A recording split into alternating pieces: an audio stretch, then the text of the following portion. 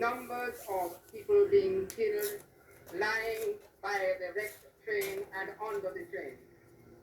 We removed up to now 145 dead on the spot, and there is a great number who died in the hospital at Scully. It was dark. The only thing that we probably had around were pinholes. Nothing that serious. Then suddenly flashlights and that type of thing started to appear. But, with the absence of light, it was almost impossible to realize the extent of what had happened. So I started looking around for my grandmother and her parents and so on. The coach that we were actually in, there's a memorable picture that appeared on the front page of the Gleaner of a coach that was up in the air, which actually came down. There were coaches below us in the ravine, and our coach went up in the air. So, some of us were eventually able to come out, and then we started to see the devastation all around us, the cook and the dead bodies and pieces of body and all sorts of things, and a lot of screaming and crying and total scene of devastation. You saw all these broken coaches all over the place. You heard people screaming, you heard people calling for each other, and we was wondering now what to do, where to go. Coming back, this lady wanted the window. I was at the window, and she took me from the window and she sat at the window. She died, Yeah, she wanted the window. So as a child, I get up and give her the window.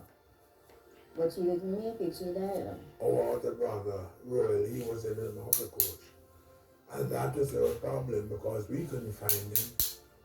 Everybody were asking everybody where if they saw him, and that was everybody was asking, each other, did you see, have you seen so and so, have you seen so and so? No. And we were there very worried, as what had happened, because nobody could tell us this they saw him. Until daybreak, so getting out to about 6 o'clock, 7 o'clock, when somebody told us that they saw him. So we felt a little more comfortable that he was alive. But there were several of our colleagues, who were dead. Because when you asked, and where was so-and-so, no, we haven't seen them and the thing, and we knew that they were gone. 10 family of us went. 6 died, 4 came back. We never even find a finger to bury. They all bury at Kendal. Relatives go down there and search, can't find them. So they were buried down there. There was one chap we saw, he had broken bones. And of course we were just left school or, somewhere around there. And I remember our first aid thing sort of chipped in. And again, the group of us, we walked. And we started splintering people's hand.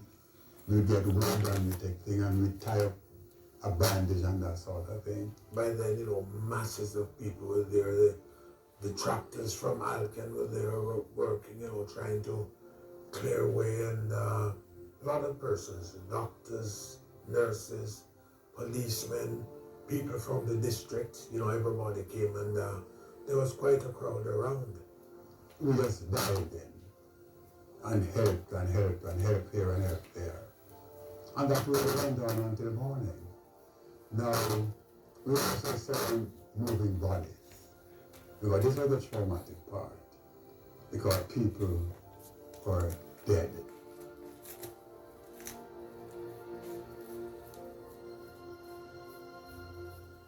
We eventually walked the thing down to the Kendal station. I think it was Leroy who walked out to the train station, and then saw our mother and father, who had by then taken a taxi from Kingston to Kendal, where they heard about the crash.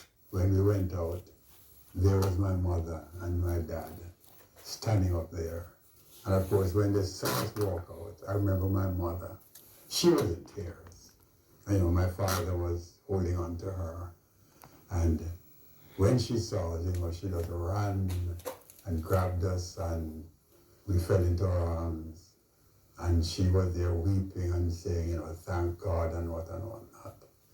And of course, the old man, the stoic figure, you know, he sort of embraced us. And at least we said, well, you know, thank goodness we were ready. And of course, we caught up with our younger brother by then. So we went in this banana train to Spalding Hospital, and they were checked. Everybody was checked. I was checked, but nothing. I didn't even get a squeak. But my grandmother, she was all over in blood. She got a cut in her mole, and her ears was actually cut off. So they admitted her and sent home me and my cousin. It's something we'll never really forget. You know, when you recollect, for example, you know, so the number of friends you lost. You know, I'll never forget, there was a young lady there who was a good friend of ours. She attended Alpha Academy. And I remember when the GC results came out, they never found her body. Because one thing that was done, they literally dug a massive, the bulldozers dug a massive grave and literally just shoveled the body pieces and so on into that massive grave. But her body was never found. But never forget, her results, she was successful in the GCE at the time, you know, because when the GC results came in, we were looking, because there were a couple of members of the church, you know, who we knew who died, and actually were school children at the time. So, you know, we're all busy looking at the results, you know, and to see, you know, if their names came out and how they passed and things. So, you know, these are some of the things that you recollect and you live. But more than anything else, you're saying,